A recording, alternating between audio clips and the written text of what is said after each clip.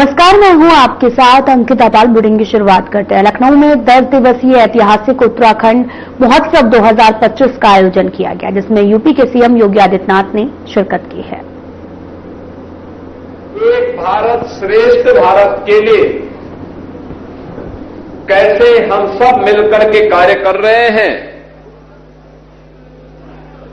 कि उत्तराखंड में जन्म लेने के बाद भी देश की सुरक्षा और देश के प्रत्येक क्षेत्र में योगदान देने के लिए उत्तराखंड का नागरिक जब कार्य करता है तो अपनी अटूट देशभक्ति के कारण वह अपने आप को वहां के स्थानीय संस्कृति के साथ समरस करने में कोई देर नहीं लगाता। आज का ये समारोह भी अवधी संस्कृति और उत्तराखंड की संस्कृति के बेहतर समन्वय का ही स्वरूप है। उत्तराखंड महोत्सव, जिसमें अवध के श्री राम हैं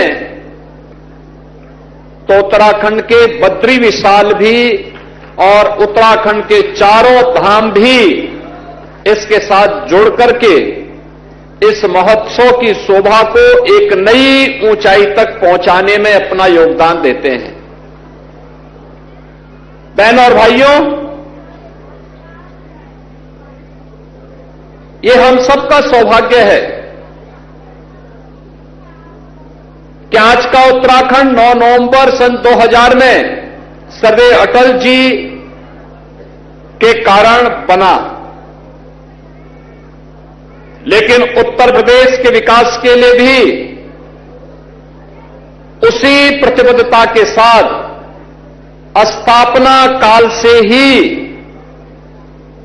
अगर योगदान देने में नाम लिया जाता है तो उत्तर प्रदेश के पहले मुख्यमंत्री पंडित गोविंद बल्लभ पंत जी, जिन्होंने एक लंबे समय तक उत्तर प्रदेश के मुख्यमंत्री के रूप में, एक स्वतंत्रता संग्राम सेनानी के रूप में अपनी सेवाएं पहले देश की स्वाधीनता के लिए और स्वतंत्र भारत में उत्तर प्रदेश के मुख्यमंत्री के रूप में उत्तर प्रदेश के विकास के लिए जो कार्य योजना सुनिश्चित की, उसी की नींव पर भावी उत्तर प्रदेश का निर्माण करने में सफलता प्राप्त की गई। ये उत्तर प्रदेश और देश का गौरव है कि उसी उत्तराखंड ने स्वर्गीय हेमवती नंदन बहुगुणा जी को और स्वर्गीय नारायण दत्त तिवारी जी को भी जन्म दिया, जिन्होंने लंबे समय तक उत्तर प्रदेश के विभिन्न क्षेत्रों में और देश के अंदर कार्य किया। देश की स्वाधीनता आंदोलन में वीर चंद्र सिंह गढ़वाली का स्मरण हर देशभक्त करता है और उत्तराखंड बनने के बाद उत्तराखंड की राजधानी, ग्रीष्मकालीन राजधानी को गैरसैंण में स्थापित करके वीर चंद्र सिंह गढ़वाली के प्रति अपनी कृतज्ञता ज्ञापित करने का काम उत्तराखंड के वीरों ने, उस वीर भूमि ने, उस देवभूमि ने वहां पर किया है। यह उत्तराखंड की ही देन है कि भारत की रक्षा सेनाओं की एकीकृत विंग के कमांडर इन चीफ के रूप में देश के पहले CDS, chief of defence staff general Bipin Rawat भी उत्तराखंड की देन है और द्वितीय सीडीएस भी उत्तराखंड की देन है। यानी हमने भक्ति और शक्ति का समन्वय उत्तराखंड ने उसी प्रकार से किया है जैसे राजस्थान की धरती ने करके दिखाया है। इस समन्वय वही रूप देखने को मिलता है हम लोगों को। और आज भी मां गंगा, मां यमुना, सरयू जी, शारदा नदी, ये सभी तो उसी क्षेत्र से होकर के, उत्तर प्रदेश होकर के यहां की भूमि को उपजाऊ करते हुए यहां की धरती से सोना उगलने का काम भी इन पवित्र नदियों के माध्यम से ही हो पाता है। देश की सुरक्षा के लिए अपनी जवानी लगाने वाला उत्तराखंड का नौजवान और अमृत तुल्य जल देने वाली मां गंगा, मां यमुना, मां सरयू जैसी पवित्र नदियां, ये हमारे उत्तराखंड और उसी क्षेत्र से आने वाले उन पवित्र नदियों से ही हमें आगे मिलने को प्राप्त होती है। वास्तव में महोत्सव हमारी लोक परंपरा और लोक संस्कृति को जीवित और जीवंत बनाए रखने का भी हम सबके लिए एक माध्यम है। अगर हम इस प्रकार के महोत्सव न मनाएं तो बहुत सारे लोग आज की इस आपाधापी में परंपरा और संस्कृति से विमुख हो जाएंगे। उनको पता ही नहीं होगा लोक कला क्या है, लोक गायन क्या है, लोक संस्कृति क्या है। याद करिए, जब संकट के दौरान ये लोकगीत, ये लोक कला ही इतिहास का संरक्षण करके रखती है। भारत के बहुत सारे ऐसे गौरवशाली क्षण हैं जिसे विदेशी इतिहासकार ने जानबूझ करके शरारतन भारत के गौरवशाली इतिहास के साथ नहीं जोड़ा, क्योंकि भारत की गौरव और गरिमा के साथ जुड़े हुए उन पन्नों को अगर रखा जाता, कहीं ऐसा न हो कि भारत का सच्चा इतिहास भारत के नागरिकों को प्राप्त हो। और इसके लिए उन लोगों ने शरारत की, लेकिन लोक गायन और लोक परंपरा के माध्यम से वह गाथा आज भी हम सबको सुनने और देखने को प्राप्त होती है। ये हम सब इस दिशा में आगे बढ़े। हमें मातृभूमि, अपनी देवभूमि पर गौरव की अनुभूति होनी चाहिए। वहां की लोक कला, वहां की परंपरा, वहां के खान पान, वहां की लोक संस्कृति को संरक्षित करते हुए उसे एक प्लेटफॉर्म भी हमें देना चाहिए। और यही है एक भारत श्रेष्ठ भारत का प्रधानमंत्री मोदी जी का भाव, जिसे आगे बढ़ाने का काम कर रहे हैं अखिल भारतीय स्तर पर माननीय श्री गजेंद्र सिंह शेखावत जी। भारत के पर्यटन और संस्कृति मंत्रालय के माध्यम से उसे एक नई दिशा आगे देने का कार्य कर रहे हैं। आज ये मुझे प्रसन्नता का विषय है कि महापरिषद प्रतिवर्ष उत्तराखंड गौरव सम्मान से कुछ विभूतियों को सम्मानित करती है, और इस सम्मान के लिए जिन्होंने राष्ट्र के लिए, समाज के लिए, संस्कृति के लिए अपना योगदान दिया है, ऐसे महानुभावों को, जिनमें स्वदेशी उत्पाद और आजीविका के क्षेत्र में कार्य करने वाले डॉक्टर सुरेश चंद्र फुलारा जी को, शिक्षा के क्षेत्र में राष्ट्रपति पुरस्कार से अलंकृत डॉक्टर मंजू बाला जी को, विज्ञान के क्षेत्र में डॉक्टर चंद्रमोहन नौटियाल जी को, और रसायन विज्ञान और अनुसंधान के क्षेत्र में प्रोफेसर दीवान सिंह रावत जी को उत्तराखंड गौरव पुरस्कार से सम्मानित करने का निर्णय इस वर्ष लिया गया है। ये मेरे लिए अत्यंत प्रसन्नता का विषय है। जब इस प्रकार की संस्थाएं देश, समाज और संस्कृति के लिए समर्पण भाव से कार्य करने वाले, आज के समय में नवाचार को बढ़ाने वाले और शोध को तेजी के साथ आगे बढ़ाने वाली विभूतियों को सम्मानित करती है, तो संस्थाएं स्वयं भी सम्मानित होती है। नौजवानों के लिए एक समर्पित उन कलाकारों को भी सम्मानित करना चाहिए जो नई तरीके से पुराने वाद्यों को पुनर्जीवित करते हुए उन्हें आगे बढ़ाने का काम कर रहे हैं, क्योंकि यह भी एक परंपरा है, उसे भी हमें जीवंत बनाना है। आज के इस अवसर पर मेरी इच्छा थी कि 9 नवंबर को ही मैं इस कार्यक्रम का हिस्सा बनूं, लेकिन आपको मालूम है बिहार में चुनाव में इतनी व्यस्तता थी, इतने कार्यक्रम लगे हुए थे, उस दिन चाहते हुए भी मैं इस कार्यक्रम का हिस्सा नहीं बन पाया। आज ये मेरा सौभाग्य है, मुझे मुख्यमंत्री कार्यालय के सलाहकार श्री अवनीश अवस्थी जी ने कहा कि उत्तराखंड परिषद के कार्यक्रम, मैं समझता था कि हो सकता है आप भूल गए होंगे उसके बाद, लेकिन जब उन्होंने मुझे बताया कि नहीं उसने चलना, मैंने कहा मैं जरूर जाऊंगा। तो मैंने ये अच्छा लगा मुझे कि आज गजेंद्र सिंह शेखावत जी भी इस कार्यक्रम में हैं और मुझे भी इस कार्यक्रम का हिस्सा बनने का अवसर प्राप्त हो रहा है। मैं एक बार फिर से आप सबको बधाई देता हूं, उत्तराखंड गौरव से सम्मानित इन सभी विभूतियों का अभिनंदन करता हूं और उत्तराखंड महापरिषद के सभी पदाधिकारियों को इस बात के लिए आश्वस्त करता हूं वे निरंतरता अपने कार्यक्रमों के माध्यम से बनाए रखें, एकजुटता के साथ अपने कार्यक्रमों को आगे बढ़ाएंगे। उत्तराखंड की लोक परंपरा, लोक संस्कृति को सम्मिलित रूप से एकजुट करके आगे बढ़ाते हैं तो इसका लाभ देश को प्राप्त होगा और यही है एक भारत श्रेष्ठ भारत की अभिव्यक्ति जो मंचन के माध्यम से जनमानस के बीच में जाएगी। आप सबको मैं इस अवसर पर अपनी हृदय से बधाई देता हूं, अपनी शुभकामनाएं देता हूं। धन्यवाद। जय हिंद।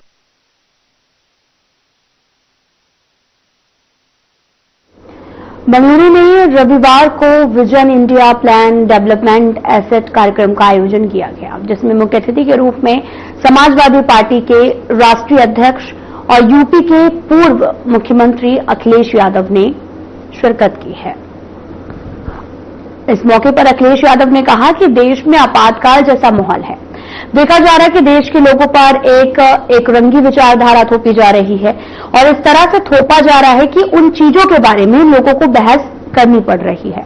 उन बातों पर घरों में बैठकर चर्चा कर रहे हैं, सोच रहे हैं कि ऐसी बातों की पहले कभी चर्चा नहीं थी लेकिन आज होती है। उन्होंने कहा कि भारत की पहचान विविधता रही है, हम सभी भारतीय एक हैं, सबको एक साथ जोड़कर रखना है, एक रूपता लाने की जरूरत है। अखिलेश यादव ने कहा कि आज की बीजेपी सरकार हमारी हिंदुस्तानियों पर संकट पैदा कर रही है। विजन इंडिया कार्यक्रम में सवालों का जवाब देते हुए उन्होंने कहा कि जिन बातों की पहले चर्चा नहीं होती थी उन्हें अब राजनीति में लाया जा रहा, जिससे दूरियां पैदा हो रही हैं। आज जो समाज में नकारात्मकता फैलाई जा रही है उसे काउंटर करना है। हमारा विजन इंडिया पॉजिटिव है और ये नकारात्मकता को काउंटर करता है। हमारे विजन इंडिया का मकसद है कि हम एकजुटता लाएं, अपनी हिंदुस्तानियत को पहचानें और विविधता में एकता की अपनी पहचान को लेकर आगे बढ़ें। उन्होंने कहा कि आज का युवा पॉजिटिव सोचता है, युवा दुनिया को जोड़ने के बारे में सोचता है। उन्होंने कहा कि हमने विजन इंडिया के लिए बेंगलुरु को इसलिए चुना क्योंकि बेंगलुरु स्टार्टअप इंडिया का हब है। बेंगलुरु से हमें बहुत कुछ सीखने को मौका मिल रहा है और हमने सोचा है कि विजन इंडिया का बड़ा काम, नया काम हम बेंगलोर से शुरू करें और प्लान डेवलपमेंट की बात बेंगलुरु से की जाए।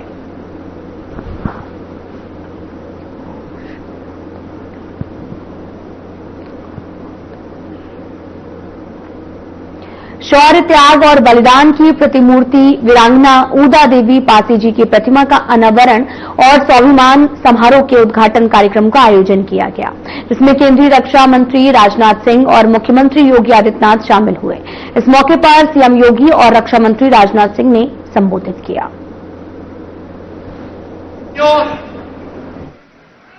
भारत की स्वाधीनता को प्राप्त करने के लिए इस प्रकार के वीरों और वीरांगनाओं का जो योगदान रहा है वह अविस्मरणीय रहा है और लखनऊ की भूमि तो इस मामले में अनोखी है। याद करिए 1857 की प्रथम स्वातंत्र समर, उसका केंद्र बिंदु उत्तर प्रदेश ही था। शहीद मंगल पांडे ने उसकी हुंकार भरी थी बैरकपुर में। मेरठ में धन सिंह कोतवाल ने उसको आगे बढ़ाने का काम किया था। झांसी में महारानी लक्ष्मीबाई प्रथम स्वातंत्र समर की अमर योद्धा के रूप में उसे नेतृत्व दे रही थी। बिठूर में त्यात्या टोपे उस लहर को मजबूती प्रदान कर रहे थे। लखनऊ में बेगम हजरत महल उसको नई ऊंचाइयां दे करके वीरांगना उदा देवी पासी जैसे अमर सेनानियों के साथ मिलकर के विदेशी फिरंगियों को भगाने के लिए जिस प्रथम स्वातंत्र समर को आगे बढ़ाए थे, उस प्रथम स्वातंत्र समर की अमर योद्धा के रूप में वीरांगना उदा देवी का स्मरण हम सब करते हैं। वह न केवल नारी जाति के लिए बल्कि हर हिंदुस्तानी के लिए एक प्रेरणा है, एक प्रेरणा है। इसलिए इस अवसर पर मैं उनकी स्मृतियों को नमन करता हूं। बहनों और भाइयों,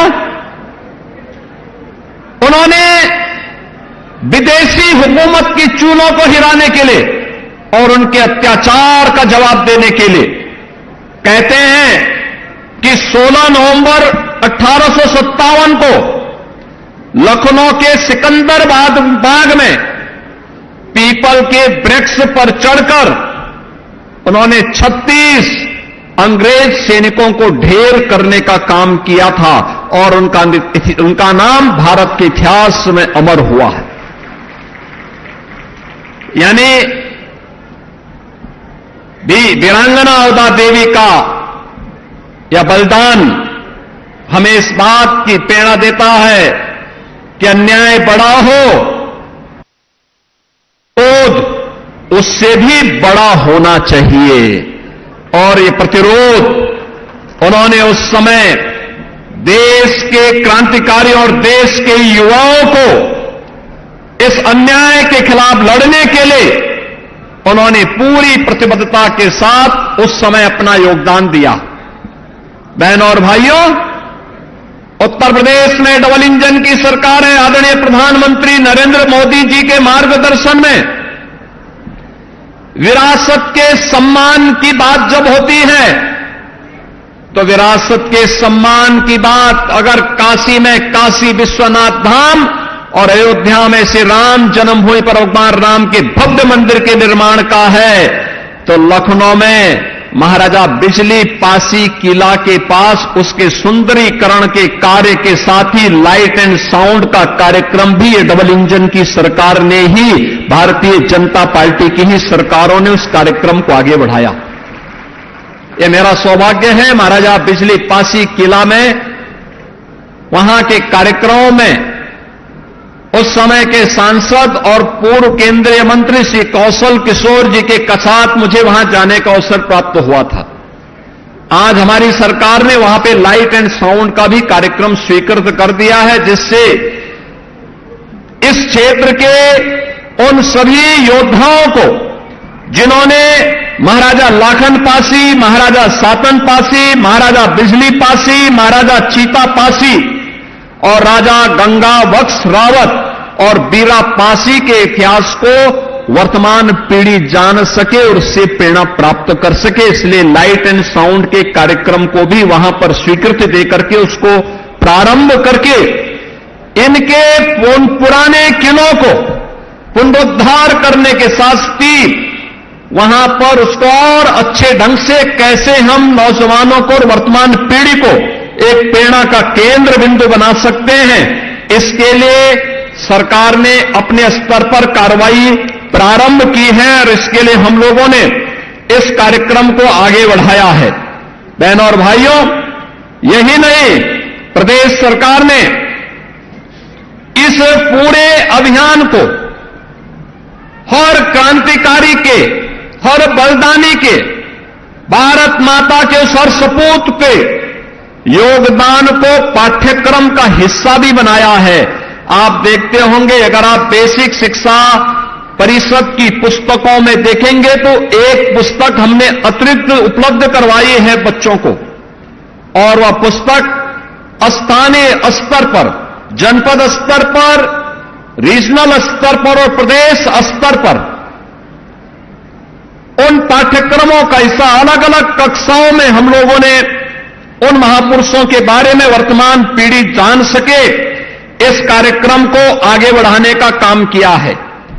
मुझे बताते हुए प्रसन्नता है, हमारी सरकार ने प्रदेश में गठन होने के बाद 3 नई पीएसी की बटालियन गठित की। महिला बटालियन का नामकरण पहले तो हम लोगों ने प्रदेश में, उत्तर प्रदेश पुलिस बल में हम लोगों ने अब तक 2,19,000 पुलिस की भर्ती पिछले 8 वर्ष में की है और इसमें अनिवार्य रूप से व्यवस्था की है कि 20% महिलाएं भर्ती हो और 3 पीएससी की महिला बटालियन का गठन किया।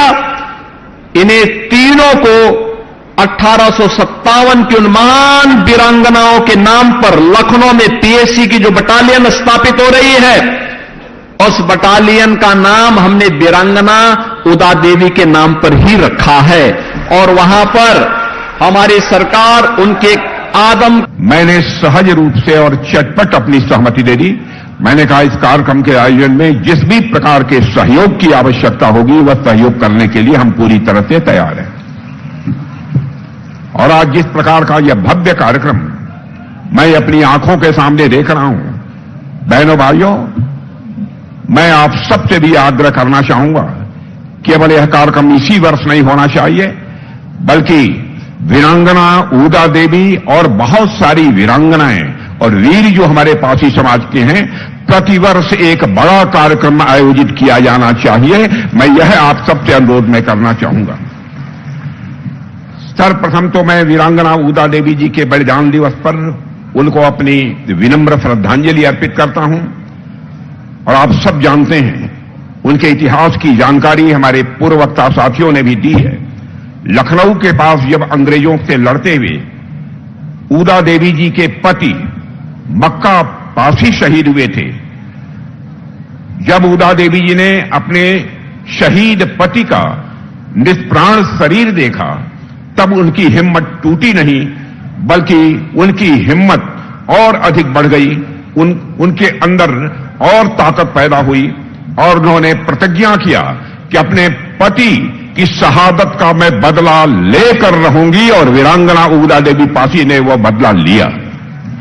मेरे बहनों भाइयों, वीरांगना उदा देवी जी ने अप्रतिम पराक्रम और अदम्य साहस से न सिर्फ अंग्रेजी सेना को ही धूल चटाई थी, बल्कि राष्ट्र प्रेम का ऐसा मानक स्थापित किया है जो मैं मानता हूं कि अनंत काल तक भारत के हर नागरिक को वह प्रेरणा देता रहेगा। उदा देवी ने अकेले ही 36 ब्रिटिश सैनिकों को मौत के घाट उतारने में कामयाबी हासिल की थी वीरांगना उदा देवी ने। और इतना ही नहीं, जब तक भारत की ओर कोई आंख उठाकर देखेगा तो भारत की बेटी उसका डटकर मुकाबला कर सकती है। यह प्रेरणा देने का काम यदि किसी ने किया था तो हमारी वीरांगना उदा देवी पासी ने किया था। जब अंग्रेज की एक बटालियन से लड़ते हुए उदा देवी शहीद हुई, तब उनके मृत शरीर को देखकर, ध्यान से सुनिएगा, जब अंग्रेजों की एक बटालियन से लड़ते हुए उदा देवी जी जब शहीद हुई थी, तब उनके मृत शरीर को देखकर, उनके मरे हुए।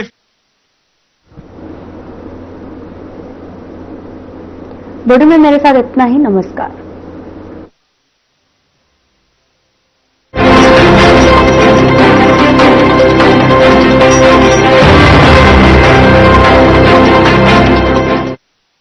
कुछ लोग खाते पीते तो बहुत बढ़िया है, पर फिर भी